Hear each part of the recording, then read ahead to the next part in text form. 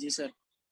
আচ্ছা, বেসিক্যালি আমরা যেটা আলাপ করতে চাই যে আমরা একটা ক্লিনিক্যাল লং কেস দিয়ে আমরা শুরু করব। এখন লং কেস জিনিসটা হচ্ছে আপনার পরীক্ষার জন্য সেটা হচ্ছে লং কেস। ঠিক আছে? আপনি যখন একটা পরীক্ষায় বসতেছেন তখন সেটা হচ্ছে একটা লং কেস দিচ্ছেন, একটা শর্ট কেস দিচ্ছেন।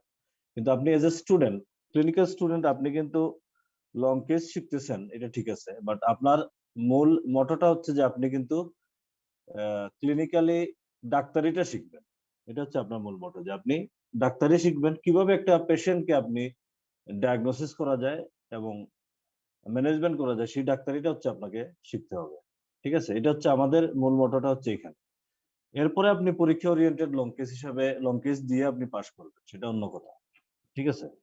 তাহলে একটা হিস্ট্রি যদি আমরা আলাপ করি যে একটা পেশেন্টের হিস্ট্রিতে একটা পেশেন্ট আমার কাছে কনসালটেশনে আসছে বা আমি পেশেন্টকে দেখতেছি, কিভাবে তার হিস্ট্রিটা নেওয়া উচিত? একটু আমাদেরকে একজন একটু বলেন যে একটা পেশেন্টের ইভালুয়েশন বা ইয়েতে আমরা আমাদের আইডিয়াল এনভায়রনমেন্ট কি হওয়া উচিত? একজন বলেন।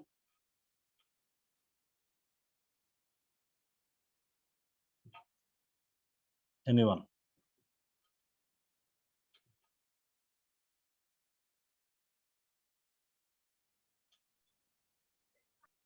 বলেন, কেউ একজন বলেন। ক্লিনিক্যাল সেটিংসে জি।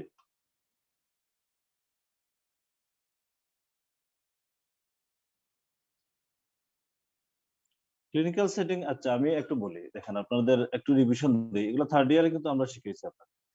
ক্লিনিক্যাল সেটিং বিষয়টা হচ্ছে কি একটা পেশেন্টের ক্লিনিক্যাল যে আমি এক্সামিনেশন করব বা ক্লিনিক্যাল ইভালুয়েশন করব, তার একটা পরিবেশ থাকতে হবে। এটা হলো 1 নাম্বার কথা। পরিবেশটা কেমন? কাম, কোয়াইট এন্ড কমফোর্টেবল এনভায়রনমেন্ট থাকবে। সেখানে আমরা এক্সামিনেশন করব। আইডিয়ালি আমাদের বলা হয় যে patient to patient, patient to doctors যে বসার অবস্থানটা সেটা হচ্ছে যে একজন টেবিলের এক পাশে বসবে, আরেকজন হচ্ছে আরেক পাশে বসবে। উল্টা মুখামুখি না, দূরত্বে না। এটা এখন আসলে এই কনসেপ্টটা আমাদের একটু চেঞ্জ করে ফেলতে হচ্ছে। কোভিড এর কারণে এখন আমরা কিন্তু যতটুকু সম্ভব পেশেন্ট থেকে নিরাপদ দূরত্ব বজায় রেখে আমরা কিন্তু পেশেন্টকে ইভ্যালুয়েশন করি। এই যে একটা লং স্ট্যান্ডিং আমাদের যে একটা প্র্যাকটিস যে আমরা পেশেন্টকে পাশে বসিয়ে আমরা পেশেন্টের সাথে হিস্ট্রি নেই, এই জিনিসটা কিন্তু এখন কোভিড এসে আমাদের কিন্তু চেঞ্জ করে ফেলছে। যেটা আমরা এখন পেশেন্টকে দূরে মুখোমুখি একটু দূরত্ব নিয়ে বসার চেষ্টা করি, যাতে মিনিমাম ডিসটেন্স বজায় থাকে। এটা একটা স্পেশাল বলা যায় যে একটা মডিফিকেশন। মানে আমরা বাধ্য হয়ে এটা করতে হচ্ছে। সারা ওয়ার্ল্ড ওয়াইড এটা হচ্ছে। পেশেন্ট টু ডক্টরস একটা ব্যারিয়ার তৈরি করতে হচ্ছে। কিন্তু আগে আমাদের কনসেপ্ট ছিল যে আমরা পেশেন্ট টু ডক্টরস কোনো ব্যারিয়ার থাকবে না।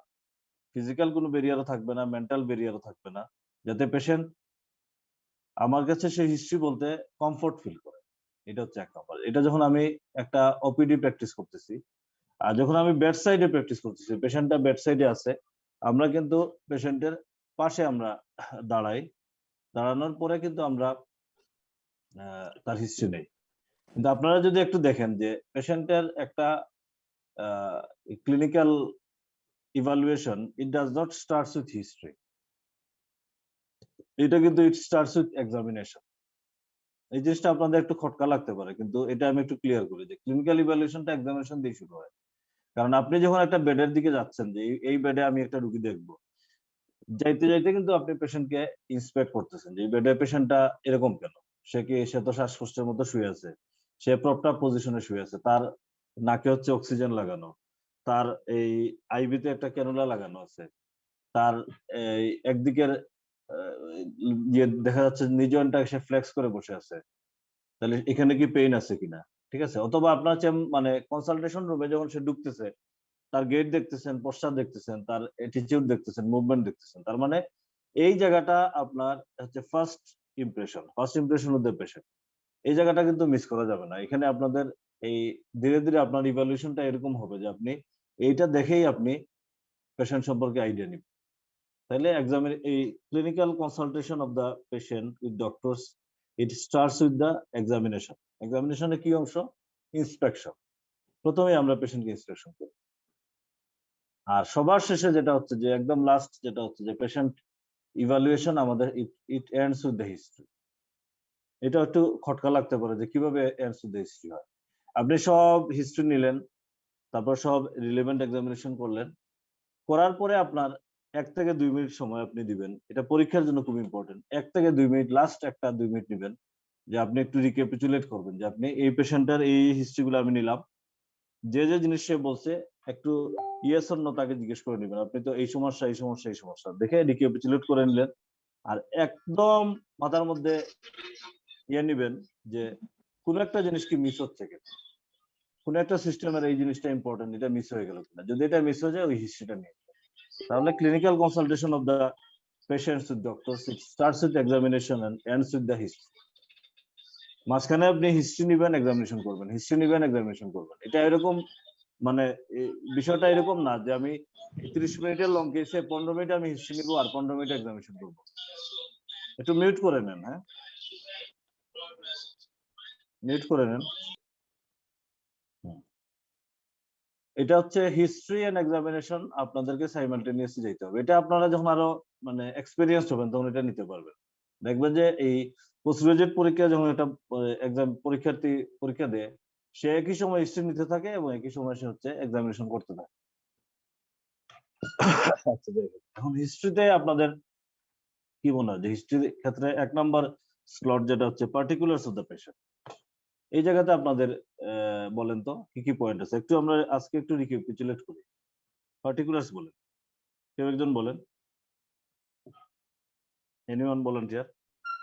Sir, name, age, sex, occupation, address, date of admission, date of examination, আর marital status, religion, আর religion,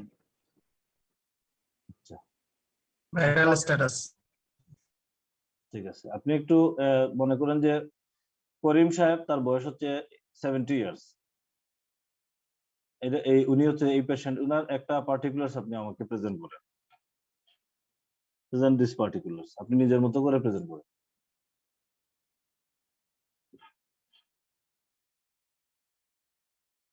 বলেন।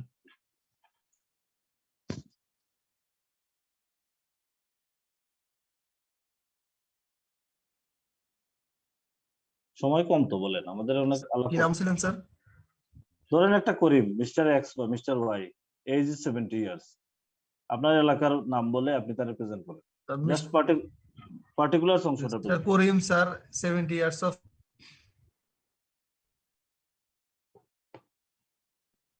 কথা শোনা যায় না আপনার। Mr. Korim, 70 years of age, hailing from নেটটা অনেকটা আনস্টেবল স্যার হয়ে গেছে। এটা সমস্যা। আচ্ছা, যাই হোক, আমি বলি আপনাদের গতপাদা প্রেজেন্টেশনটা আমি বলি। Mister Karim, 70 years of age, married, Muslim, hailing farmer, hailing from অমুক অমুক, got admitted, date of examination, date of admission. এইভাবে আপনারা প্রেজেন্ট করেন। এটা আপনি বলতেছেন না যে it is wrong, but it is not beautiful. এটা কিন্তু বিউটিফুল না। আপনি কিন্তু আরো সুন্দরভাবে প্রেজেন্ট করতে পারেন। যেমন মনে করেন যে মিস্টার করিম, সে হচ্ছে 70 ইয়ার্স ওল্ড, ঠিক আছে? 70 ইয়ার্স ওল্ড, আমাদের পার্সপেক্টিভে 70 ইয়ার্স ওল্ড একজন মানুষ, সে তো ম্যারিড হবে, সে কি আনম্যারিড থাকবে? Very unusual. আপনি এইভাবে না বলে তাকে যদি এইভাবে বলেন যে mister Karim, 70 years old, father of 3 child, ঠিক আছে? Father of 3 child, father of 2 child, তাহলে আপনি ম্যারিড যে আছে সেটা তো আপনি দিলেনই, তারপরে সে যে হচ্ছে একজন মানে তার ফ্যামিলি সম্পর্কে একটা কিন্তু ইনিশিয়াল আইডিয়াটা দিয়ে দিলেন। Father of 3 child, hailing from অমুক, got admitted with the এত through the emergency department or through the outpatient department। এই শব্দটা ইম্পর্টেন্ট। এখানে ইম্পর্টেন্ট এই কারণে যে আমাদের পেশেন্টের প্রেজেন্টেশনের সিরিয়াসনেসটা আমরা কিন্তু বুঝতে পারি। একটা রোগী যে ইমার্জেন্সি ডিপার্টমেন্ট দিয়ে ভর্তি হয়েছে আর যে একটা রোগী আউটপেশেন্ট দিয়ে ভর্তি হয়েছে, তাদের কিন্তু চিন্তা ভাবনা আমাদের আলাদা থাকতে হবে। একটা নর্মাল টিউবারকুলোসিসের পেশেন্ট, একটু জ্বর আছে, কাশির সাথে রক্ত যাচ্ছে, সে কিন্তু ইমার্জেন্সি দিয়ে বা একটা কাশি আছে, প্রোডাক্টিভ কফ আছে, জ্বর আছে, ওয়েট লস আছে, সে কিন্তু ইমার্জেন্সি দিয়ে ভর্তি হবে না। সে ভর্তি হবে হচ্ছে আপনার আউটপেশেন্ট দিয়ে। আউটপেশেন্টে এসে দেখাবে, আউটপেশেন্টের ডাক্তার হচ্ছে ওনাকে ভর্তি দিবে যে আপনার ফার্দার ইভ্যালুয়েশনের জন্য ভর্তি দরকার। আর ওই রোগীটাই যখন কাশির সাথে ম্যাসিভ হিমোপ্টাইসিস হবে, তখন সে কিন্তু ভর্তি হবে হচ্ছে ইমার্জেন্সি ডিপার্টমেন্ট দিয়ে। তার সন্ধ্যা 6টার সময় রক্ত গেল, সে 7টার সময় এসে ইমার্জেন্সিতে এসে ভর্তি হবে। এতে পার্থক্যটা কি? কারণ এই ম্যানেজমেন্টে কিন্তু পার্থক্য, যেখানে হচ্ছে যে সে তার এই যে হিমোক্রাইসিস অংশটা, এটা কিন্তু একটা ইমার্জেন্সি অংশ, এখানে আমরা কিন্তু ইমার্জেন্সি ম্যানেজমেন্ট করব। তারপরে আমরা তার ডায়াগনোসিসে যাব যে তার টিউবারকুলোসিস। আর ওই পেশেন্ট, আগের পেশেন্টের কিন্তু কোনো ইমার্জেন্সি ম্যানেজমেন্ট নাই, তাকে আমরা আস্তে ধীরে বসায় রাখবো, কোনো ওষুধই হয়তো দিব না, আস্তে ধীরে তাকে ইভালুয়েশন করে আমরা টিবি ডায়াগনোসিস করব, তারপরে আমরা টিবির চিকিৎসা দেব।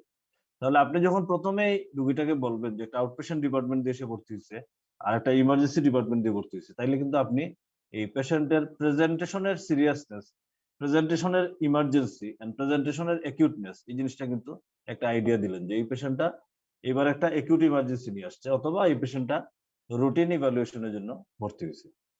এই শব্দটা যাতে আপনাদের থাকে।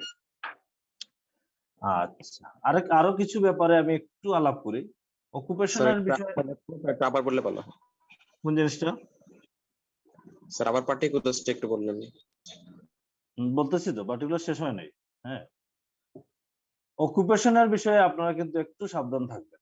অকুপেশনের শব্দগুলো যখন ইউজ করবেন তখন ডিসরেসপেক্টফুল কোনো শব্দ যাতে না আসে, এই জিনিসটা মাথায় রাখবেন যে ডিসরেসপেক্টফুল শব্দ, যেমন তার যে অকুপেশন, এই অকুপেশনটা আপনি এমন ভাবে প্রেজেন্টেশন করবেন না যেটা তার জন্য ডিসরেসপেক্টফুল। ঠিক আছে? যেমন হাউসওয়াইফ শব্দটা ইট ইজ নট অ্যাকসেপ্টেবল। আমরা প্রায়ই বলি যে হাউসওয়াইফ, এই শব্দটা ইউজ না করাটাই উচিত। ইট ইজ, আপনি তাকে হোম মেকার বলতে পারেন। আইডিয়ালি কিন্তু আপনি যদি দেখেন যে বিদেশে তারা এটাকে একটা প্রফেশন হিসেবে দেখছে যে ইয়েস, হি মানে she keeps in the home and maintain the environment of the home, all activities. এটা একটা প্রফেশন এবং নোবেল প্রফেশন। এটাকে আমাদের ডিসরেসপেক্ট করার কোনো ইয়ে নাই। তাহলে শব্দটা আমরা হোম মেকার ইউজ করতে পারি, তাহলে বোঝা গেল যে আমরা তাকে অকুপেশন হিসাবে আমরা এই জিনিসটাকে সম্মান দিলাম। ফার্মার শব্দটা একটা ট্র্যাডিশনাল ইউজ, ফার্মার ইউজ করা যায়, কিন্তু বেটার ইউজ হচ্ছে কাল্টিভেটর। কারণ ফার্মার অনেক ধরনের ফার্মিং, যেমন ধরেন আপনি ফরেস্ট মানে গাছ লাগাচ্ছেন, সেটাও ফার্মিং। আবার পোল্ট্রি করতেছেন, সেটাও কিন্তু ফার্মিং। আবার নরমাল আমাদের অ্যাকচুয়াল যে ফার্মার যারা, তাদের জন্য যে শব্দটা সেটা হচ্ছে কাল্টিভেটর। তাহলে অকুপেশনটা আপনারা কিন্তু মানে পেশেন্টের জন্য অ্যাপ্রোপ্রিয়েট এবং পেশেন্টের জন্য ডিসরেসপেক্টফুল না এরকম একটা অকুপেশন, এরকম শব্দ ইউজ করবেন। এটা আপনার স্মার্টনেসের পরিচয়। কারণ প্রেজেন্টেশনের যে কোনো হিস্ট্রি প্রেজেন্টেশনের শুরুটাই হচ্ছে পার্টিকুলারস অফ দ্য পেশেন্ট। এখানে আপনার স্মার্টনেসটাই কিন্তু আপনার ইমপ্রেশন তৈরি করে দেবে। আপনি স্মার্টলি প্রেজেন্ট করলে এক্সামিনার প্রথমেই আপনাকে কিন্তু মানে পজিটিভ অ্যাটিটিউডে যাবে যে এই ছেলেটা স্মার্ট আছে। ঠিক আছে? আপনারা আমাদের চেয়ে আরো ভালো ইংরেজি জানার কথা, আপনারা এই প্রজন্মের স্টুডেন্ট। ঠিক আছে? আমরা তো অত ভালো পারি না। এটা আপনাদের প্র্যাকটিসের অভাবের কারণে দেখা যাচ্ছে যে আপনারা এই জায়গাগুলো সুন্দর করতে পারেন। তারপরের ধাপটা কি? পার্টিকুলারস এর পরের অংশটা কি বলেন? So history of present illness. Chief complaints, sir. Sorry, chief complaints. মাঝখানের অংশ নাই, চিফ কমপ্লেন। আচ্ছা, চিফ কমপ্লেন নিয়ে আপনাদের কি আইডিয়া? মেয়েরা একজন বলেন। আজকে তো বললামই, আজকে আপনি ধরে নেন যে আপনারা আজকে ওয়ার্ডে আছেন, এইভাবে ধরে নেন। কারণ আমার ক্লাসটা কিন্তু ক্লিনিক্যাল, আমার কিন্তু লেকচারের জন্য দেওয়া হয় না যে আমি আপনাকে পাওয়ার পয়েন্টে পড়াবো। আমি কিন্তু ক্লিনিক্যাল ক্লাসের জন্য আপনার এই অংশটা, this is absolutely clinical class. মনে করেন যে আপনারা সবাই এই উসমানী মেডিকেলে 27 নম্বর ওয়ার্ডে আছেন, আমি আপনাদের সামনে দাঁড়ানো, এরকম চিন্তা করে আপনারা ইন্টারাকশন করেন। চিফ কমপ্লেন সম্পর্কে আপনাদের কি আইডিয়া বলেন? ম্যাক্সিমাম 3টা চিফ কমপ্লেইন্টস থাকবে অ্যাকর্ডিং টু ডিউরেশন বা অ্যাকর্ডিং টু সিভিয়ারিটি। আচ্ছা, শব্দটা কি আপনি চিফ কমপ্লেন বলবেন না প্রেজেন্টিং কমপ্লেন বলবেন? Sir presenting complaints. এরকম একদম ডিক্লেয়ার দিয়ে আপনি কিন্তু প্রেজেন্টিং কমপ্লেন বলতে পারবেন না। ঠিক আছে? Presenting complain is preferred, but আপনি ওই যে জায়গাগুলোকে আবার চিন্তা করেন যে আমি দুই ধরনের সাবসেট অফ পেশেন্ট বলছি, যে দুই ধরনের সাবসেট অফ পেশেন্ট আপনার কাছে আসবে। একটা আসবে ওপিডি দিয়ে আর একটা আসবে ইমার্জেন্সি দিয়ে। ওপিডি দিয়ে যে আসতেছে তার ক্ষেত্রে কিন্তু আপনি চিফ কমপ্লেন শব্দটা ইউজ করতে পারেন। ধরেন একটা টিউবারকুলোসিসের পেশেন্ট সাপোজ, কেন আপনি চিফ কমপ্লেন ইউজ করবেন এটার একটা ব্যাখ্যা দিই আমি। একটা টিউবারকুলোসিসের পেশেন্ট, পালমোনারি টিউবারকুলোসিসের পেশেন্ট, তার কমপ্লেন হিসেবে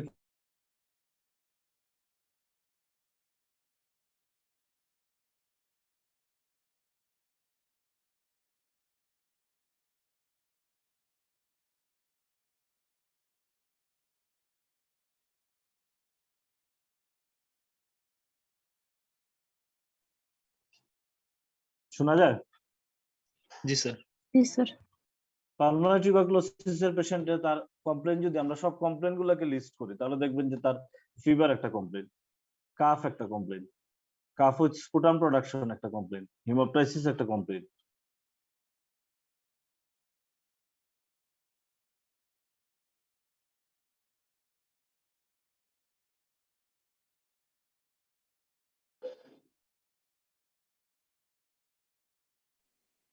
স্যার শোনা যায় না।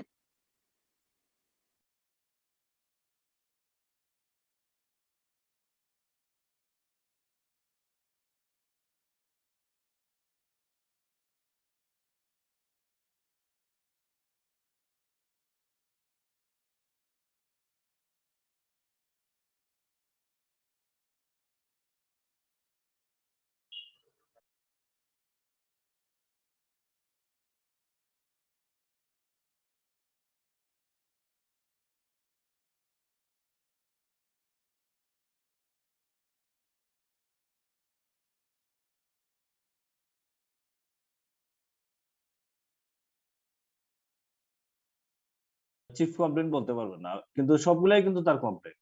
এখন এর ভিতরে আপনি দুইটা জিনিসকে নিবেন, যে দুইটা জিনিস চিফ কমপ্লেইন এই সেন্সে যে এদের সিভিয়ারিটি বেশি এবং এই কমপ্লেইন গুলাই তার ডিজিজকে ডায়াগনোসিস করার জন্য আমার হেল্প করবে। যেমন একটা ফিভারকে আপনি নিলেন, আর কাশিটাকে আপনি নিলেন, আর সাথে হিমোপ্টাইসিসটাকে নিলেন। এই তিনভাবে যদি আপনি তিনটাকে নিলেন, নেওয়ার সাথে সাথে কিন্তু আপনি তিনটাকে এই চিফ কমপ্লেইনটাকে অ্যানালাইসিস করলেই কিন্তু আপনি বুঝাইতে পারবেন যে it is tuberculosis, it is not pneumonia or it is not bronchial malignancy. ঠিক আছে? তাহলে এইরকম এই যে এইসব জায়গায় আপনি চিফ কমপ্লেইন ব্যবহার করতে পারেন। প্রেজেন্টিং কমপ্লেইন শব্দটাও এখানে ইউজ করে দিলে তেমন কোনো সমস্যা নাই। But when you are dealing with a patient of যেটা ইমার্জেন্সি ডিপার্টমেন্ট দিয়ে ভর্তি হয়েছে, তার ক্ষেত্রে কিন্তু আপনি দেখেন, ধরেন যে সে একটা ক্রনিক লিভার ডিজিজের patient, suppose it is a case of CLD patient. CLD patient এখন সে কেন নিয়ে আসছে? ধরেন এনকেফালোপ্যাথির ফিচার নিয়ে সে ভর্তি হয়েছে, অথবা সে হেমাটোমেসিস মেলানা নিয়ে ভর্তি হয়েছে, অথবা সে অ্যাবডোমিনাল ডিস্টেনশন বেড়ে গেছে এই জন্য সে ভর্তি হয়েছে। তাহলে তার প্রেজেন্টিং কমপ্লেইন কিন্তু একই সিএলডি। ধরুন পাশাপাশি যদি আপনি এই তিনটা সিএলডি পেশেন্টকে রাখেন ওয়ার্ডে, একজনকে জিজ্ঞেস করলে সে বলবে যে আমার পেটটা ফুলে গেছে এই জন্য আমি ভর্তি হয়েছি, আরেকজন বলবে যে না আমার এই হঠাৎ করে তার অ্যাটেন্ডেন্স বলবে যে হঠাৎ করে সে উল্টাপাল্টা আচরণ করতেছে সেজন্য সে তাকে ভর্তি করছে, আরেকজন বলবে যে না আমার প্রচুর পরিমাণ মুখ দিয়ে বমির সাথে রক্ত আসা শুরু হয়েছে, পায়খানা কালো পায়খানা হচ্ছে এই জন্য আমি ভর্তি হয়েছি। তাহলে এই তিনজনের দেখেন প্রেজেন্টিং কমপ্লেইন কিন্তু ডিফারেন্ট, বাট ডিজিজ তিনজনেরই ডিজিজ কিন্তু সেম, সেটা হচ্ছে ক্রনিক লিভার ডিজিজ। এবং এই যে ম্যানেজমেন্ট অংশটা দেখেন, যে শুধুমাত্র এসআইটিস নিয়ে আসছে, যে এনকেফালোপ্যাথি নিয়ে আসছে, আর যে হচ্ছে হেমাটোমেসিস মেলানা নিয়ে আসছে, তাদের ইনিশিয়াল ম্যানেজমেন্ট যদিও তাদের ডিজিজটা সেম, কিন্তু initial management is completely different. Different না? Completely different. জি স্যার। এই তাহলে এই সাবসেট অফ পেশেন্ট যখন আপনার লং কেস হিসেবে থাকবে, তার ক্ষেত্রে আপনি চিফ কমপ্লেইন শব্দটা ইউজ না করে অবশ্যই ইউজ করবেন হচ্ছে প্রেজেন্টিং কমপ্লেইন। কারণ এই প্রেজেন্ট কমপ্লেইন নিয়ে সে আসছে, পরের ইভালুয়েশনে আপনি আসার পরে দেখবেন যে এখানে চলে আসছে। তারপরে আপনার এরপরের অংশটা কি? History of present illness. এটা আপনারা জানেন, আমি সংক্ষেপে বলে নেই। হিস্ট্রি অফ প্রেজেন্ট ইলনেস আসলে কি থাকা উচিত? Elaboration of the chief complain or presenting complain, elaboration of other complain, এরপরে হচ্ছে যে ইম্পর্টেন্ট নেগেটিভ হিস্ট্রি, যেগুলো ডিফারেন্সিয়াল ডায়াগনোসিস কে চিন্তা করে ইম্পর্টেন্ট নেগেটিভ হিস্ট্রি, আর হচ্ছে সিস্টেমিক সার্ভে। এই নেগেটিভ হিস্ট্রি এবং চিফ কমপ্লেইনের বাইরে আর যা থাকলো এরপরে যে সিস্টেমিক সার্ভে সেটা, আর কিছু মানে রুটিন কিছু কথাবার্তা, যেমন তার বাওয়েল হ্যাবিট কেমন, ব্লাডার হ্যাবিট কেমন, তার স্লিপ প্যাটার্নটা কেমন, এই তার এই অ্যাপেটাইট কেমন, তার ওয়েট লস আছে কিনা, এই জিনিসগুলো যদি তার ওই প্রেজেন্টিং চিফ কমপ্লেইন এবং ইম্পর্টেন্ট নেগেটিভ হিস্ট্রিতে না আসে, তাহলে এই জিনিসগুলা নিয়ে আসবে। ঠিক আছে? এরপরে আপনি আসেন হিস্ট্রি অফ পাস্ট ইলনেস, তারপরে হিস্ট্রি অফ ট্রিটমেন্ট হিস্ট্রি, এরপরে আর অন্যান্য জিনিসগুলো আছে পার্সোনাল হিস্ট্রি, এগুলো আমরা একটু পরে আলাপ করি। আমরা আজকের যে আমার নিউরোলজি অংশ সেখানে আমি নিয়ে আসি। নিউরোলজিতে আপনারা একটা পেশেন্ট মোস্ট কমনলি আমরা যে পেশেন্টটা ওয়ার্ডে পাই সেটা হচ্ছে স্ট্রোক। ঠিক আছে? একটু আমি থিওরিটা জানতে চাই, একটু স্ট্রোকের ডেফিনেশন কেউ দিতে পারবেন নাকি? এই থিওরিটা জানাই কারণে দরকার, কারণ এই থিওরি জানলেই আপনি এই স্ট্রোকটাকে আইডেন্টিফাই করতে পারবেন। এনিওয়ান একজন বলেন স্ট্রোকের definition. Sir, focal neurological deficit on sudden onset due to vascular cause. আচ্ছা ঠিক আছে, এটা এটা আপনার অ্যাকসেপ্টেড ডেফিনেশন, যদিও আপনার অরিজিনাল ডেফিনেশন এখন চেঞ্জ হয়ে গেছে, কিন্তু এই ডেফিনেশনটাই আমার জানা দরকার। এই ডেফিনেশনটাকে যদি আমরা ভেঙে ফেলি, তিনটা ভাগে ভাঙি, একটা হচ্ছে ফোকাল ডেফিসিট, 2 নাম্বার হচ্ছে নিউরোলজিক্যাল ডেফিসিট, 3 নাম্বার হচ্ছে অ্যাব্রাপ্ট অনসেট বা সাডেন অনসেট, আর 4 নাম্বার হচ্ছে নন ট্রমাটিক ভাস্কুলার অরিজিন। ঠিক আছে, non due to non traumatic vascular origin. তাহলে এই চারটা জিনিসকে এই চারটা ভাগে ভাগ আরেকবার করলে একটু স্যার চারটা জিনিস। কি আমার কথা শোনা যায় না? জি স্যার, চারটা জিনিস স্যার আরেকবার একটু বলবেন স্যার। একটু দেখো, একটা জিনিস দেখো হচ্ছে ফোকাল অনসেট, ফোকাল ডেফিসিট। হ্যাঁ, বোঝা গেল?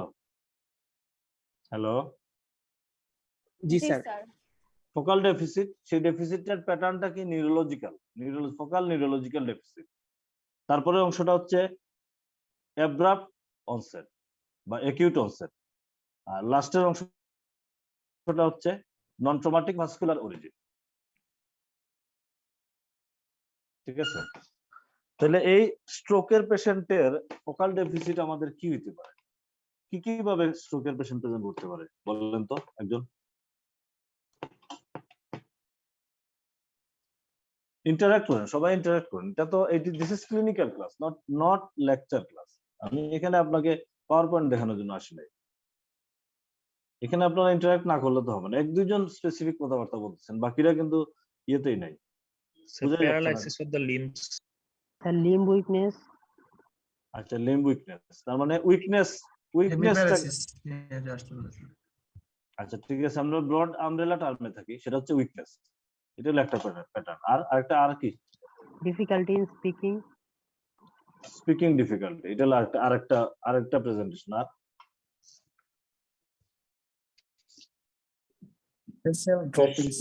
ফেশিয়াল অ্যাসিমেট্রি, এটা হলো একটা প্রেজেন্টেশন। আচ্ছা, আর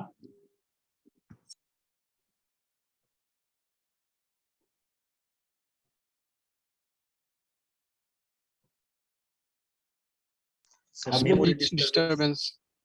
আপনি জিনিসটা দেখেন, আমি মানে জিনিসটা যদিও আমরা বলতেছি যে নিউরোলজিক্যাল ডেফিসিট, কিন্তু এর ভিতরের সূক্ষ্ম পেজটা আপনি দেখেন। পেজটা হচ্ছে যে আপনার সারা শরীরের যাবতীয় জিনিসপত্র, অলমোস্ট সব জিনিসপত্রই তো আপনার ব্রেন নিয়ন্ত্রণ করতেছে, ঠিক না? হায়ার সেন্টার কোথায় আছে? যা আছে আমার, যা আছে সব জিনিসের হায়ার সেন্টার কই আছে বলেন? ব্রেনে না? তাহলে ব্রেনের একদম সামনের অংশ থেকে, ফ্রন্টাল পুল থেকে শুরু করে একদম নিচ পর্যন্ত যদি যায়, যে কোনো জায়গায় যদি লেশন হয়, সেটাই তো স্ট্রোক। স্ট্রোক তো যে কোনো জায়গায় হইতে পারে। তাহলে আপনি সেরিব্রাল কর্টেক্সে হইলে এক ধরনের লেশন পাচ্ছেন, মোটর স্ট্রিপে হইলে আরেক ধরনের লেশন পাচ্ছেন, সেন্সরি স্ট্রিপে হইলে এক ধরনের পাচ্ছেন, ইন্টারনাল ক্যাপসুলে যদি হয় সেখানে এক ধরনের পাবেন, থ্যালামাসে যদি হয় তাহলে এক ধরনের পাবেন, তারপরে যদি ব্রেন স্টেমে হয় সেখানে এক ধরনের পাবেন, পন্সে হইলে এক ধরনের পাবেন, মেডুলাতে হইলে এক ধরনের পাবেন, সেরিবেলামে হইলে এক ধরনের পাবেন। তাহলে বলেন Sir, altered consciousness. আসতেছে, লেট মি ফিনিশ। তাহলে এই যে জায়গাগুলা দেখেন, এই জায়গাগুলা পার্সোনাল, এই জায়গাগুলা যা নিয়ন্ত্রণ করে তাই আপনি পাবেন। যদি আপনি মোটর এরিয়া চিন্তা করেন, সে হচ্ছে মোটর ফাংশনটাকে নিয়ন্ত্রণ করছে, তাহলে আপনি এখানে উইকনেস পাচ্ছেন, motor function alteration. Sensory area যদি স্ট্রোক করে তাহলে সেন্সরি অ্যাবনরমালিটি পাইতে পারে। থ্যালামিক এরিয়া যদি হয় তাহলে ডিপ সেন্সেশন যেগুলো আছে সেগুলার অল্টারেশন পাবেন। তারপর যদি ইন্টারনাল ক্যাপসুলে হয় সেখানে কিন্তু আপনি দেখেন যে মোটর ফাইবারটা এবং এই সবগুলা বান্ডেল হয়ে এদিক দিয়ে পাস করে, তার মানে এখানেও আপনি উইকনেস পাচ্ছেন। ব্রেন স্টেমে যদি হয় তাহলে এখানে আপনি পিরামিডাল ট্রাক্টও ধরতে পারে, পিরামিডাল ট্রাক্টের জন্য উইকনেস পাবেন, আবার এর পাশাপাশি এই nucleus of the cranial nerves গুলো শুরু হয়, তাহলে ক্রেনিয়াল নার্ভসের প্যাথোলজি গুলো আপনি পাবেন। তারপরে এই আরো নিচের দিকে যখন যাবেন তখন এই পিরামিডাল ট্রাক্টের পাশাপাশি কিন্তু আপনি ক্রেনিয়াল নার্ভের ইনভলভমেন্ট গুলো পাবেন। তাহলে সেই ক্রেনিয়াল নার্ভ গুলা কি করতেছে? কেউ হচ্ছে ফেশিয়াল অ্যাসিমেট্রি তৈরি করতেছে উইকনেস হইলে, কারো ক্ষেত্রে হচ্ছে ডিফিকাল্টি ইন ডিগ্লুটেশন হবে, ঠিক আছে, ডিফিকাল্টি ইন স্পিকিং হবে, ডিজার্থ্রিয়া হচ্ছে, এই জিনিসগুলোই তো হবে। তাহলে এর সাথে আবার হচ্ছে আপনার এই অপটিক নার্ভের অংশটা যদি ধরে তাহলে কিন্তু আপনি ভিজুয়াল ডিস্টারবেন্সও পাচ্ছেন। তাহলে আপনার এই জিনিসটা জানার কারণ হচ্ছে এই কারণে যে এখানে এই জিনিসগুলো নিয়ে most common presentation of the strokes আর weakness. Weakness is the most common, কিন্তু এর পাশাপাশি আমাকে কিন্তু এই হিস্ট্রিগুলো নিতে হবে যে এই উইকনেসের সাথে আমার এই ডিফিকাল্টি ইন ভিশন আছে কিনা, ডিফিকাল্টি ইন ডিগ্লুটেশন আছে কিনা, ডিফিকাল্টি ইন স্পিকিং আছে কিনা, তারপর হচ্ছে সেরিবেলামে যদি ইনভলভ হয় তাহলে ডিফিকাল্টি ইন ব্যালেন্স, তার অ্যাটাক্সিয়া ডেভেলপ করছে, ব্যালেন্সের সমস্যা হয় সেগুলো আছে কিনা। এটা নেওয়ার উদ্দেশ্য এই কারণে যে আমি এই সিমটম গুলাকে বলার পরে হিস্ট্রিতে নিব এবং এই হিস্ট্রি থেকে ফোকাসড এক্সামিনেশন করবো। এক্সামিনেশন করার পরে আমি স্ট্রোক তো ডায়াগনোসিস করবোই, এর পাশাপাশি স্ট্রোকটা কোন জায়গার প্যাথোলজির কারণে হয়েছে সেটা আমি ডায়াগনোস করবো। Area of the location of the ischaemia or haemorrhage, এটা কি ব্রেন স্টেমের স্ট্রোক, নাকি এটা সেরিবেলামের স্ট্রোক, নাকি এটা সেরিব্রাল কর্টেক্সের স্ট্রোক, নাকি এটা ইন্টারনাল ক্যাপসুলের স্ট্রোক, এটা কিন্তু আমাকে হিস্ট্রি থেকে আইডেন্টিফাই করতে হবে। এই জায়গায় এই পর্যন্ত বুঝতে পারছেন কিনা বলেন? তাহলে এই অংশটা বলার উদ্দেশ্য এই কারণে যে স্ট্রোকের একটা কেসে যখন আপনি হিস্ট্রি প্রেজেন্ট ইলনেস দিবেন, সে মনে করেন যে উইকনেস নিয়ে আসছে, আপনি উইকনেসের ইলাবোরেশন করবেন, আর নেগেটিভ পয়েন্ট হিসাবে আপনি এগুলো নিতে হবে যে আপনার তার ভিজুয়াল ডিস্টারবেন্স নাই, তার এই ডিফিকাল্টি ইন সোয়ালোইং নাই, তার হচ্ছে ডিগ্লুটেশন ডিফিকাল্টি নাই, তার হচ্ছে কথা বলায় কোনো সমস্যা নাই, তার হচ্ছে ব্যালেন্সে কোনো সমস্যা নাই। গ্রসলি মনে করেন যে এক জায়গার জন্য একটা, এক জায়গার জন্য একটা, ব্রেনস্টেমের জন্য একটা, মিডব্রেনের জন্য একটা, সেরিবেলামের জন্য একটা, এরকম একটা একটা করে পয়েন্ট নিয়ে নিয়ে হচ্ছে আপনি লোকেট করবেন যে এরা these are not brainstem stroke, এগুলো হচ্ছে এই এর উপরে সেরিব্রাল কর্টেক্সের কোনো লেশনের কারণে এটা স্ট্রোক হয়েছে এরিয়াটা। এখন একটা প্রশ্ন কিন্তু রেজ করছে যে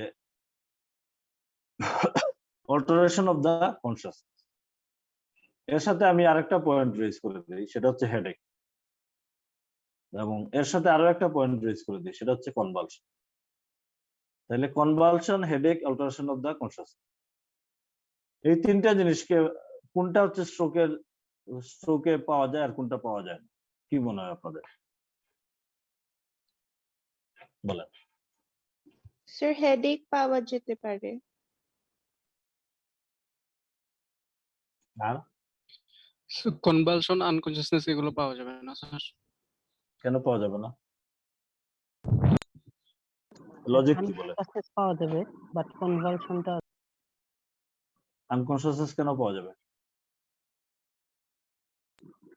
সেন্সরি নিউরন গুলো ব্রেন ফ্রন্টাল এরিয়াটা স্যার হচ্ছে যদি স্ট্রোক হয়ে যায় তাহলে তো আনকনসিয়াস হবে। ফ্রন্টাল এরিয়া স্ট্রোকে আনকনসিয়াস হবে? স্যার তাহলে অ্যাসেন্ডিং রেটিকুলার না, সিস্টেম যদি অ্যাসেন্ডিং রেটিকুলার সিস্টেম কি ফ্রন্টাল এরিয়া থাকে? কোথায় না থাকে? স্যার, তাইলে ও যে বলতেছে ফ্রন্টাল এরিয়া স্ট্রোকে পাবে, আমি সহজ কথায় বলি আপনাকে, alteration of the consciousness is not a focal neurological deficit. Alteration of the consciousness is a global neurological deficit. এবং স্ট্রোকে কিন্তু কিছু কিছু ক্ষেত্রে আপনি গ্লোবাল নিউরোলজিক্যাল ডেফিসিটও পাবেন। শুধুমাত্র অ্যাসেন্ডিং রেটিকুলার সিস্টেমটাই কনশাসনেস নিয়ন্ত্রণ করে বিষয়টা সেরকম না, অনেকগুলো ইন্টারপ্লে করে তারপরে কনশাসনেসটা হচ্ছে চেঞ্জ হয়। সুতরাং আনকনশাসনেস এর কজে যদি আপনি যান বা অল্টারেশন অফ কনশাসনেস এর কজে, আগের এই ক্লাসে আমি দেখাইছি অনেকগুলা কজ, এবং সবার আগে কজটা শুরু করছে তারা বইয়ে ডেভিডসনের সবার আগে মেটাবলিক কজ দিয়ে শুরু করছে, তারপরে স্ট্রাকচারাল কজে আসছে। তার মানে মেটাবলিক কজের কারণে আনকনশাসনেস অনেক বেশি হয় স্ট্রাকচারাল কজের কারণে। এখানে ইনফেকশন আছে, ইনফ্লামেশন আছে, ড্রাগ আছে, টক্সিন আছে, অনেক কিছু আছে। এখন আনকনশাসনেস এটা স্ট্রোকে পাওয়া যাইতে পারে, এবং এটা আপনাদেরকে হিস্ট্রিতেও নিয়ে আসতে হবে। There is no history of loss of consciousness or alteration, আর যদি থাকে তাহলে সেটাও বলতে হবে। But this is global neurological deficit, not focal. ঠিক আছে, এখানে কোথায় পাওয়া যাবে? একটা বড় ইসকেমিক স্ট্রোক, তার চারপাশে একটা বড় ইডিমা আছে, সে হচ্ছে আনকনশাস নিয়ে আসতে পারে। একটা হেমোরেজিক স্ট্রোক, সে কিন্তু নিয়ে আসতে পারে। ইন্টারসেরিব্রাল হেমোরেজ হয়েছে, ঠিক আছে, সেটা হচ্ছে সাবআকুয়ার স্পেসে এক্সটেনশন হয়েছে, সে হচ্ছে নিয়ে আসতে পারে। ঠিক আছে, কনভালশনের ক্ষেত্রে যে ব্যাপারটা হচ্ছে যে convulsion is a neurological symptom, no doubt, কিন্তু কনভালশনের ক্ষেত্রেও এরকম বেসিক ইন্টারপ্লে লাগে। এখানে সাধারণত ইরিটেটিভ লেশন গুলো হচ্ছে কনভালশন তৈরি করে, যেটা হচ্ছে নিউরোনাল হাইপার এক্সাইটেবিলিটি হয়। আর স্ট্রোকের ক্ষেত্রে কিন্তু আমার নিউরোনাল হাইপো এক্সাইটেবিলিটি হয়, স্ট্রোকের এই জায়গাতে কমে যায়। তাইলে যদি আমার বড় একটা ইসকেমিক স্ট্রোক হয়, তার চারপাশে একটা ইডিমা থাকে, সে চাপ দিয়ে হচ্ছে কনভালশন তৈরি করতে পারে। বেসিক্যালি যদি কনভালশন পাওয়া যায়, একটা স্ট্রোক লাইক ফিচার আছে, তার সাথে কনভালশন আছে, তাহলে কিন্তু আমাকে এটা ইন্ট্রাসেরিব্রাল হেমোরেজ চিন্তা করতে হবে। কারণ হেমোরেজ হওয়ার ফলে এইখানে সে হচ্ছে ইরিটেটিভ লেশন তৈরি করছে, ইরিটেশন তৈরি করছে, নিউরনের ইরিটেশন। তাহলে convulsion is a more like feature of haemorrhagic stroke. এটা কি ক্লিয়ার? Is it clear? জি স্যার। আচ্ছা, তাহলে এই জিনিসগুলো আপনি মাথায় রাখেন যে আপনাকে এই এখন আমি এর কনসিকুয়েন্সে চলে আসছি, যে তাহলে আপনি যখন একটা স্ট্রোকের লং কেস দিবেন, স্যার কনভালশনের কথা আবার একটু স্যার। কেন আমি তো ক্লিয়ারলি বললাম যে কনভালশন হচ্ছে নিউরোনাল এক্সাইটেশন, ঠিক না? সিজার অ্যাক্টিভিটি মানে কি? Neuronal excitation. নিউরোনাল এক্সাইটেশন হওয়ার জন্য ইরিটেটিভ লেশন দরকার, যেটা নিউরনকে ইরিটেট করবে। যেমন একটা হেমোরেজ, সে ইরিটেট করবে। একটা ইন্ট্রাক্রেনিয়াল স্পেস অকুপাইং লেশন, সে ইরিটেট করবে। কনভালশন মোর মানে স্পেস অকুপাইং লেশন হচ্ছে অনেক বেশি থাকে। একটা জায়গায় ইসকেমিয়া হয়ে গেছে, মানে হচ্ছে এখানে নিউরোনাল অ্যাক্টিভিটিটা কমে গেছে, সে কিন্তু ইরিটেট করবে না। তার মানে কনভালশনের সাথে ইসকেমিক স্ট্রোকের সম্পর্ক কম। It is not an usual clinical feature of ischemic stroke. এইটুকু এখন বুঝতে পারছেন? জি স্যার। আচ্ছা, ঠিক আছে। তাহলে এই অংশে যেহেতু চলেই আসলো, আমরা পরের ধাপে আলাপ করি। সেটা হচ্ছে যে আপনাকে যখন একটা স্ট্রোকের লং কেস বলবে, লং কেসের এক পর্যায়ে এসে কিন্তু আপনাকে এক্সামিনার জিজ্ঞেস করবেন যে আপনার কাছে এটা স্ট্রোক, ঠিক আছে, ইটস ওকে, এখন আপনার কাছে কি মনে হয়? এটা কি ইসকেমিক স্ট্রোক মনে হয় নাকি হচ্ছে এটা হেমোরেজ মনে হয়? তাহলে ইসকেমিক স্ট্রোক এন্ড হেমোরেজের মধ্যে পার্থক্য কি বলেন? এটা একটু ডিফারেন্সিয়েট করে। এগুলো আপনাদের থার্ড ইয়ারের পড়াশোনা, থার্ড ইয়ার ফোর্থ ইয়ারের পড়াশোনা, ফিফথ ইয়ারে আপনাদের এগুলো জানার কথা সব। স্যার ইসকেমিক স্ট্রোকে ব্লাড ফ্লো না, আমি আপনাকে প্যাথোফিজিওলজি জিজ্ঞেস করি না। This is absolutely a clinical class. এখানে আপনি প্যাথোফিজিওলজিতে আসেন না, আপনি ক্লিনিক্যালি বলেন একটা রোগী ক্লিনিক্যালি কিভাবে আপনি ইসকেমিক এন্ড হেমোরেজিক ধারণা করতে পারবেন। আপনার কাছে মনে হবে যে এটা ইসকেমিক আর এটা হেমোরেজিক, বলেন। তার মানে হেমোরেজিক স্ট্রোকের প্রেজেন্টেশনে কমনলি যে প্লান্টার রিফ্লেক্স। প্লান্টার রিফ্লেক্স কি হবে বলেন? প্লান্টার রিফ্লেক্স কি হবে?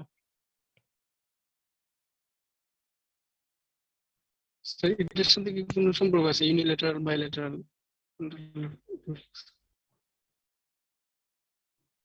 ব্যাখ্যা দিতে পারবেন? ব্যাখ্যা দিলে আমি অ্যাকসেপ্ট করব। ব্যাখ্যা দেন। Explain why bilateral.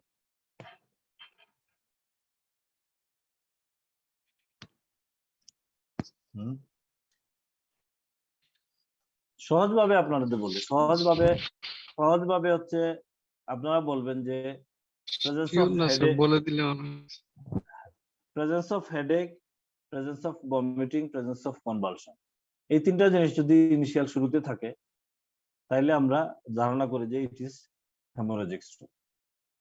এই জিনিসটাই মাথায় রাখেন যে স্যার এই পেশেন্টের হিস্ট্রিতে দেখা যাচ্ছে যে শুরুতেই তার বমি হয়েছে, হেডেকের কমপ্লেন করছে, অথবা তার একটা সিজার অ্যাক্টিভিটি হয়েছে, এই জন্য আমি তাকে হেমোরেজিক স্ট্রোক মনে করতেছি। আর এই তিনটা জিনিস যখন থাকবে না, শুধু উইকনেস নিয়ে, শুরুতেই শুধু উইকনেস নিয়ে প্রেজেন্ট করবে, আপনার ডায়াগনোসিস মোস্টলি থাকবে যে ইট ইজ ইসকেমিক স্ট্রোক। আরো অনেকগুলো পয়েন্ট আছে, কিন্তু আপনাদের জন্য একদম শর্টকাটে আমি বলে দিলাম যে এই তিনটাই মাথায় রাখেন, হেডেক, ভমিটিং আর হচ্ছে কনভালশন, ঠিক আছে? এখন আসেন এই পেশেন্টের একটা স্ট্রোকের পেশেন্ট, এই পেশেন্টের আমরা প্রেজেন্ট ইলনেস শেষ, past illness, treatment history, personal history, এই তিনটা জিনিসের ভিতরে আপনি কি কি জিনিস আপনি নিতে হবে বলেন? আরেকজন বলেন, সৌরভ বলেন, সৌরভ সরকার, দীপ্র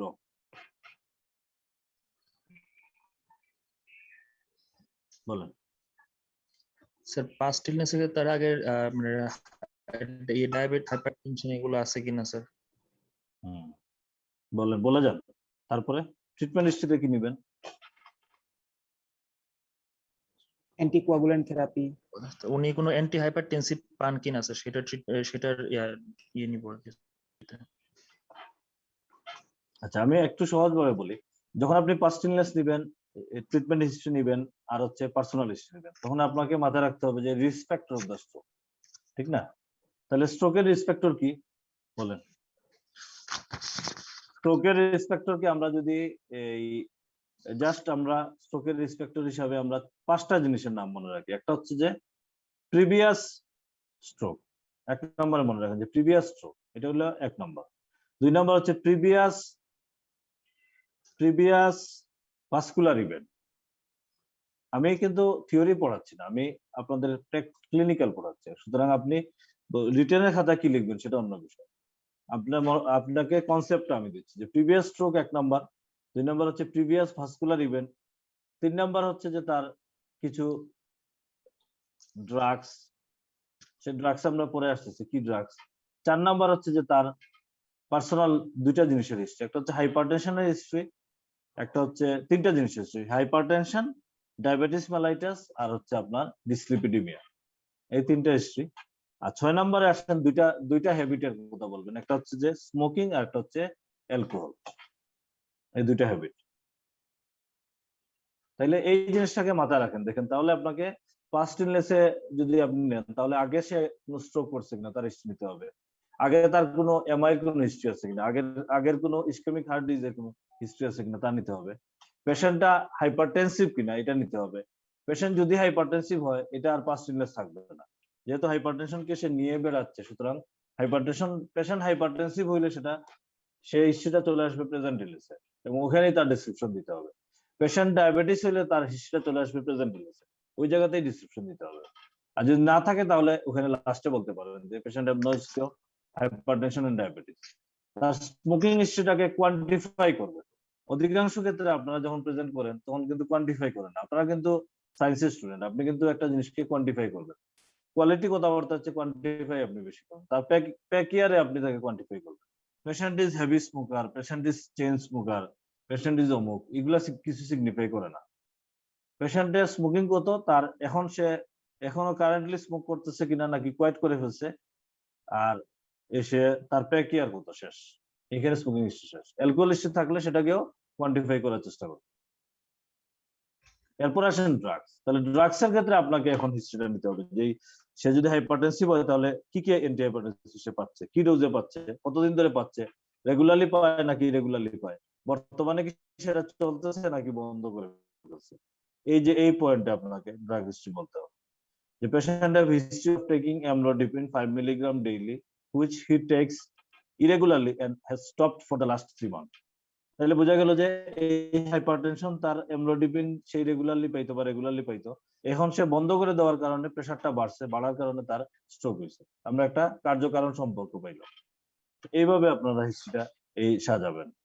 তাহলে তার এই অ্যান্টি হাইপারটেনসিভ ড্রাগস, ডিসলিপিডিমিয়ার জন্য কোনো অ্যান্টি লিপিড ড্রাগ পায় কিনা, তারপরে অ্যান্টি ডায়াবেটিক কোনো ড্রাগ পাচ্ছে কিনা, তারপরে হচ্ছে আপনি কোনো অ্যান্টিপ্লাটলেট এজেন্ট পায় কিনা, কোনো অ্যান্টিকোয়াগুলেন্ট এজেন্ট পায় কিনা, পাইলে সে কত ডোজে পায়, রেগুলার অথবা ইরেগুলারলি ইনটেক করে কিনা, আর বর্তমানে সেটা চলতেছে নাকি বন্ধ করে ফেলছে। এই হচ্ছে drug history. This is the pattern of drug history. তাহলে এই হিস্ট্রি গুলো আপনাকে কিন্তু একটা স্ট্রোকের পেশেন্টের অবশ্যই নিতে হবে। আচ্ছা, এখন আমরা একটু আলাপ করি। আমরা হিস্ট্রিতে চাইলে আরো অনেক আলাপ করতে পারি, ঠিক আছে? আলাপ আমরা, হ্যাঁ বলেন স্যার। ফিমেল পেশেন্টের ক্ষেত্রে কি ওরাল কন্ট্রাসেপটিভ পিলের হিস্ট্রি নিতে হবে? অফকোর্স নিতে হবে। এখন অবশ্যই আপনি ওরাল কন্ট্রাসেপটিভের হিস্ট্রি নেবেন। এখন কার ক্ষেত্রে নেবেন আর কার ক্ষেত্রে নেবেন না। ধরেন আপনি একটা পেশেন্টের ফিমেল আসছে 70 ইয়ার্স ফিমেল, তার কি নেবেন না। তাহলে কন্ট্রাসেপটিভ ইউজের হিস্ট্রি আপনি তারও নিতে পারেন যে সে আগে কন্ট্রাসেপটিভ ইউজ করছে কিনা।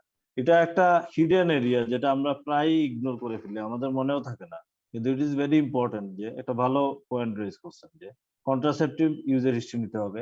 আর ইয়াং পেশেন্ট যদি আপনি পান, ধরেন যে আপনার এইজের একটা পেশেন্ট, সে স্ট্রোক নিয়ে আসছে, তাহলে তার ক্ষেত্রে কি নেবেন বলেন? পার্টিকুলারলি একটা particular history for young patient বলেন, এনিওয়ান?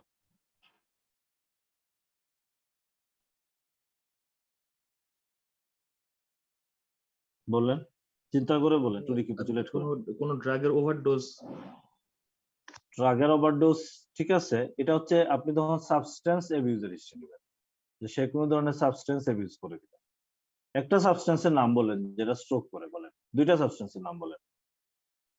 অ্যালকোহল, অ্যালকোহল বাদ দেন, অ্যালকোহল আলাদা জিনিস। অ্যালকোহল এন্ড সাবস্টেন্স সবসময় দেখবেন যে লেখা থাকবে অ্যামফিটামিন, ঠিক আছে।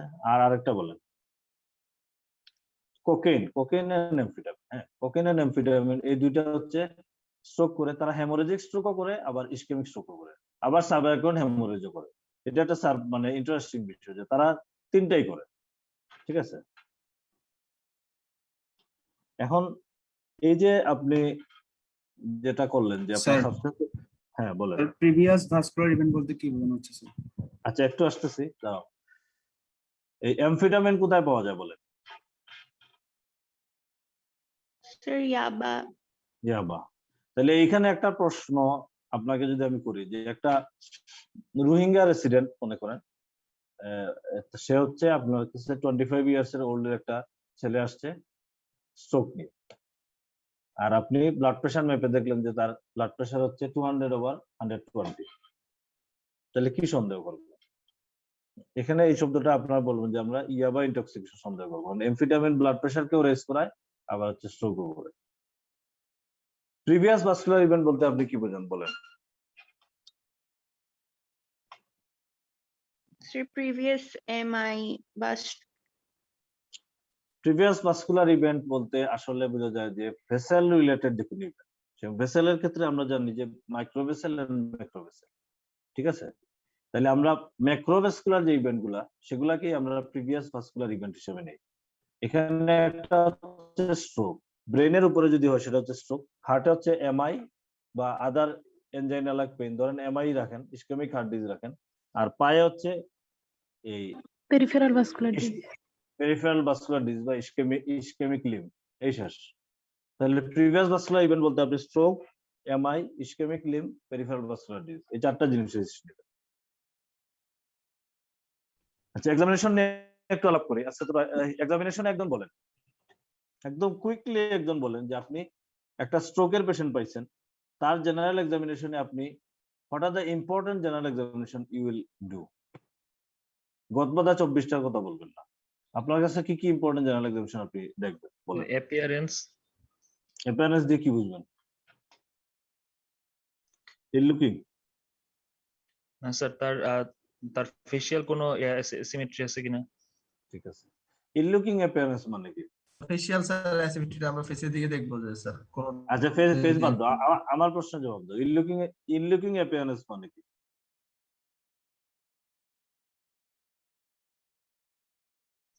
The person is not spontaneous in his, মানে যেগুলা করতেছে সেগুলা spontaneous। ইল লুকিং অ্যাপিয়ারেন্স মানে হচ্ছে person is not looking beautiful, ঠিক আছে, পেশেন্টকে দেখতে খারাপ লাগে, এটা হচ্ছে ইল লুকিং। কোন বইয়ে আছে? ডেভিডসন, হ্যারিসন, ম্যাকলয়েড, হাচিসন, কোথাও আছে অ্যাপিয়ারেন্স ইজ ইল লুকিং? এটা যে কোথা থেকে নাজিল হয়েছিল আল্লাহ পাক মালো, এখনো চলতেছে এটা।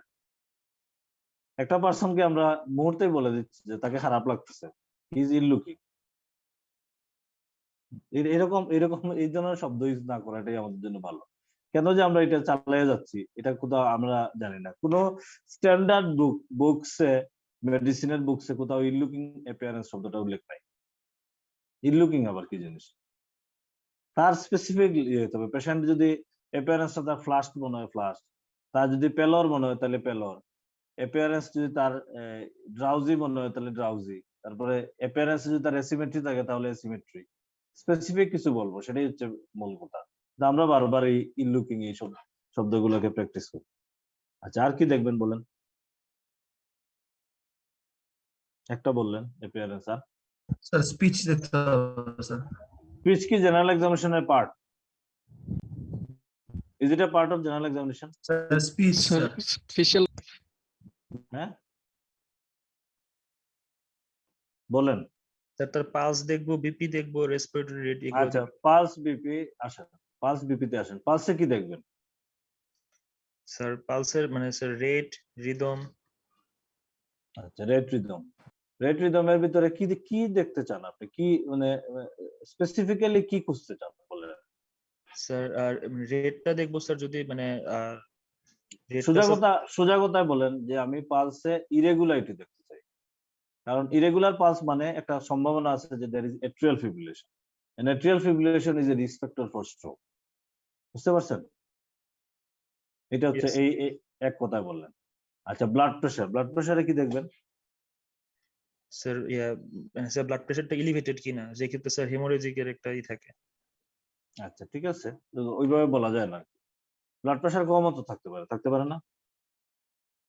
শকেও তো থাকতে পারে, স্ট্রোকের রোগী তো শকেও থাকতে পারে। আচ্ছা, আর কি দেখবেন?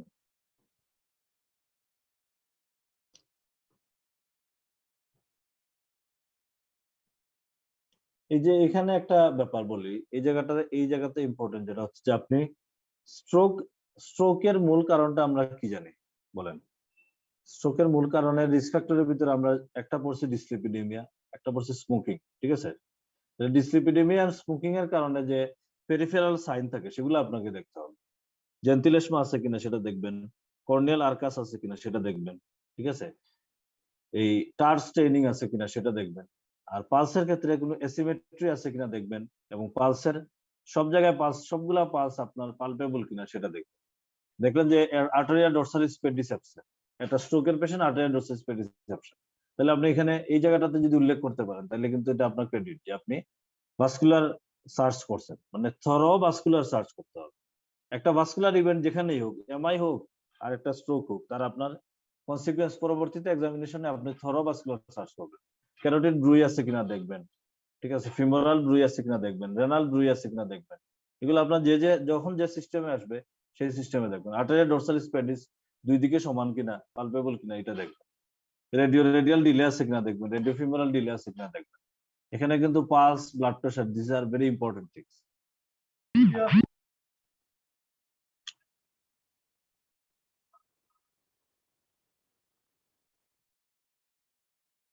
আর কিছু তো বলি নাই।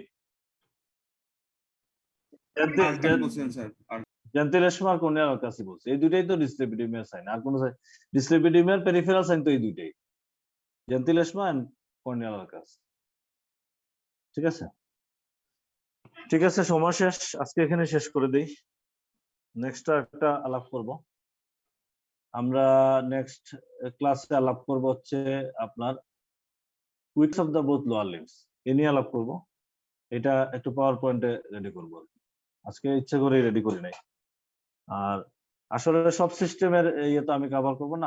আমার এখন পর্যন্ত আমার যেটা হচ্ছে অ্যাসাইনমেন্ট সেটা হচ্ছে ক্লিনিক্যাল নিউরোলজি ক্লিনিক্যাল, আমি সেটাতেই থাকবো আর কি। আজকে একটু গ্রস হিস্ট্রি নিয়ে আলাপ করছি। আমার নিউরোলজি ক্লিনিক্যালে আরো অনেকগুলো ক্লাস আছে, সেগুলো শেষ করতে হবে। আর এক্সামিনেশন অংশটা আমি আসলে ইচ্ছা করে তোমাদের দেখাচ্ছি না, এটা তোমরা জানো, এটা তোমরা প্র্যাকটিস করো নিজে নিজে, ইউটিউব দেখো। যদি কোথাও সমস্যা হয় শেষের দিকে ক্লাসে আমি এক্সামিনেশন একটা দুইটা দেখাইতে পারি। এটা কিন্তু আসলে এখন আমি পাওয়ার পয়েন্টে দেখে তো লাভ হয় না, এটা তো আমি বাস্তবে হাতে দেখাইতে হবে।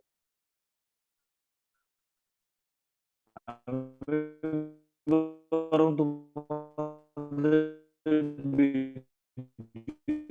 একটা দেখানোর চেষ্টা করবো পরবর্তীতে। ঠিক আছে, খুদা হাফেজ।